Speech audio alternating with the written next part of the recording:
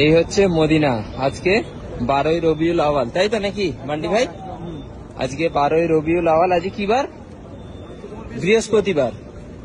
তো এই 12ই রবিউল আওয়াল আমরা এখন রয়েছি বর্তমানে মদিনাতে। তো এইখানে কিছু মনে হচ্ছে কি যে আজকে নবী দিবস বলে বা নবীর জন্মদিন হিসেবে কিছু মনে হচ্ছে? আর আমাদের ওখানে হ্যাঁ গরু, তাই তো? দুটো গরু, একজন গরু দিল আর একজন বললো হচ্ছে আমি 30টা হাঁড়ি দিচ্ছি, তাই তো? এরকম হচ্ছে এতক্ষণ, তাই তো? ঝান্ডাও নেই একটা ঝান্ডা নেই, কোথাও ঝান্ডা নেই।